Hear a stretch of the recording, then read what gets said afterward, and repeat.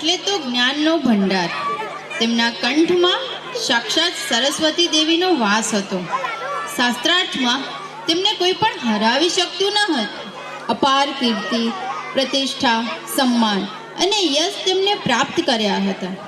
એકવાર કાલિદાસને પોતાની વિદ્વતા પર ઘમંડ થયું હતું.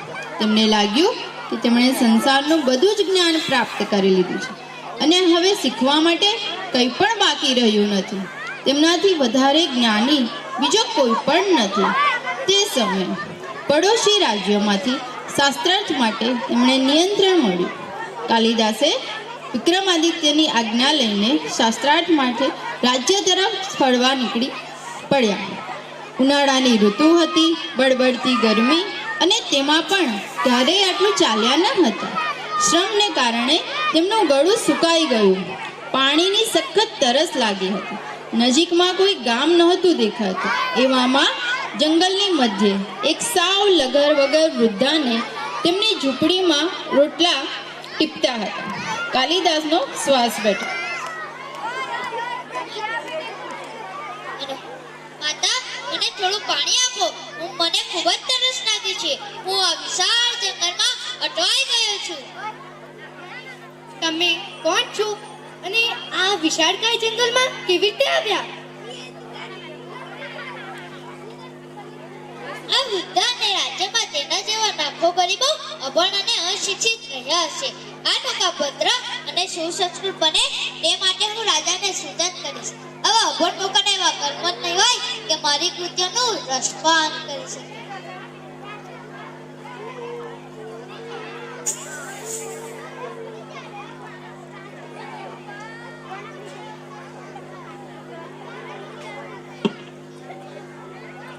તમે કોણ છો અને આ વિશાળકાય જંગલમાં કેવી રીતે આવ્યા?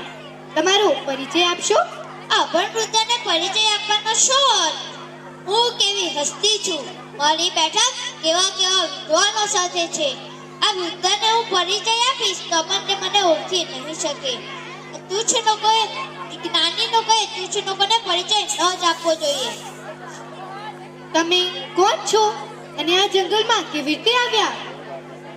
હું એક પ્રવાસી છું અને જંગલમાં અટવાઈ ગયો છું. ના, તમે પ્રવાસી ન હોઈ શકો. પ્રવાસી તો માત્ર બે જ હોઈ શકે છે, સૂર્ય અને ચંદ્ર.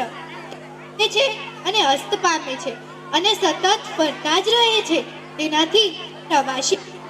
તો મહાશય, આપ કોણ છો? તમારો પરિચય આપો. અચ્છા, તો હું પ્રવાસી નથી, હું તમારો મહેમાન છું એમ તમે માનો?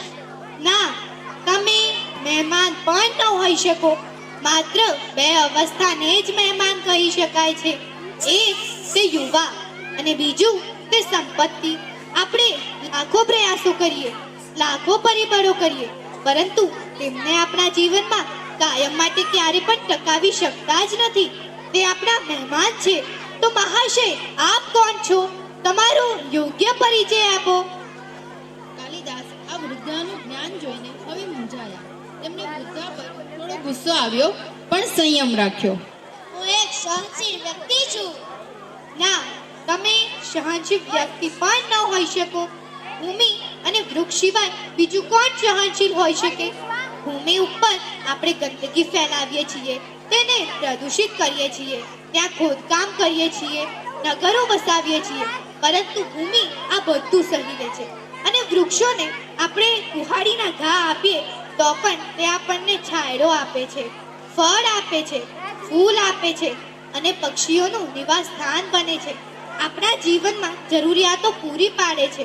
તો મહાશય, તમે આ ભૂમિ અને વૃક્ષ જેટલા સહનશીલ હોઈ શકશો? તો તમે કોણ છો? તમારો યોગ્ય પરિચય આપો. કાલિદાસને પણ આ જ્ઞાન ગમ્મતમાં મજા પડવા લાગી. તેઓ તેમનો પરિચય આપતા નથી. હું એક જળ અને જગતી વ્યક્તિ છું. ના, તમે જળ અને જગતી પણ ન હોઈ શકો. જળ અને જગતી તો બે જ હોઈ શકે છે, આપણા વાળ અને આપણા નખ. આપણે આપણા વાળ અને નખને ગમે તેટલી વખત કાપીએ, પરંતુ તે ફરી ઉગી નીકળે છે. તેથી તે જળ અને જગતી કહેવાય. તો મહાશય, આપ કોણ છો? તો બસ હું એક મૂર્ખ છું. ના, તમે મૂર્ખ પણ ન હોઈ શકો. તમારો આ પરિચય પણ યોગ્ય ન કહેવાય. માત્ર બે જ મૂર્ખ હોઈ શકે છે. એક તે રાજા, જેમાં ક્ષમતા ન હોય તો પણ તે શાસન કરે છે, અને બીજા એવા મંત્રી જે રાજાની ખુશામત કરીને તેને એવા ભ્રમમાં રાખે છે કે તે યુગ પુરુષ છે. તો મહાશય, આપ કોણ છો? તમારો યોગ્ય પરિચય આપો. કાલિદાસને હવે અહેસાસ થાય છે કે જેને તેઓ તેના પહેરવેશ, જાતિ અને રહેઠાણને લક્ષ્યમાં રાખીને તુચ્છ ગણતા હતા, તે વૃદ્ધાએ તેને જ્ઞાનની રીતે હરાવી દીધા છે. કાલિદાસ વૃદ્ધાના ચરણોને સ્પર્શ કરીને આશીર્વાદ અને માફી માંગતા કહે છે, મને માફ કરો. હું મારા અહંકાર અને અજ્ઞાન બદલ મને શરમ અનુભવું છું. મારા પર દયા કરો અને મને પાણીનો પ્યાલો આપો. મને ખૂબ જ તરસ લાગી છે. કાલિદાસ આ વૃદ્ધાના ચરણોને સ્પર્શ કરીને માથું ઊંચું કરી ઊભા થવા જાય છે. ત્યાં તેના આશ્રય અને ધન્યતા વચ્ચે તે વૃદ્ધાની જગ્યાએ સાક્ષાત સરસ્વતી માતા જ તેને દર્શન આપવા માટે ઊભા હતા. સરસ્વતી માતા કાલિદાસને ઉપદેશ આપે છે, તે તારા જ્ઞાનથી મારું હૃદય તો જીતી લીધું છે, પરંતુ હું તારા કેટલાક લક્ષણોથી ખૂબ જ ચિંતિત હતી. તે છે તારું ઘમંડ, અહંકાર અને તારી બીજાને મૂલવવાની દ્રષ્ટિ. જે જ્ઞાન તારામાં નમ્રતા અને માનવીય અભિગમ ન હોય તો તે જ્ઞાન નિરર્થક છે. જો તારું જ્ઞાન કોઈને ઉપયોગી ન થાય તો તે જ્ઞાન અનર્થ સર્જે. અહંકારી જ્ઞાની તો મોટી સંખ્યામાં છે, પરંતુ તેઓ ક્યારે આત્મ સાક્ષાત્કારની અવસ્થા મેળવી શકતા જ નથી.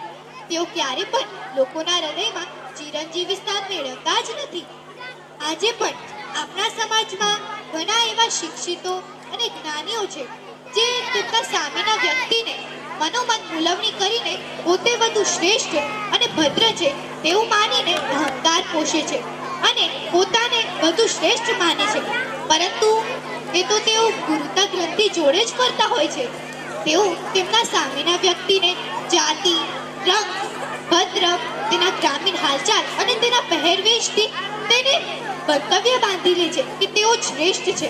તેનાથી કાલિદાસ તારી જ્ઞાની નહીં પરંતુ કોઈનું જ્ઞાની બનવાનું છે. કાલિદાસ ભાવાવેશમાં આવી રડવા લાગ્યા. આજે તેમના નેત્રો નહીં પરંતુ દ્રષ્ટિ ખુલી ગઈ હતી. સરસ્વતી માતા અદ્રશ્ય થઈ ગયા. ઝૂંપડી નહોતી, પણ પાણી ભરેલો પ્યાલો પડ્યો હતો. કાલિદાસ તે પછી જ્ઞાની અને અમર બન્યા, કારણ કે તેમણે એવો વહેમ છોડી દીધો હતો કે તે જ શ્રેષ્ઠ છે.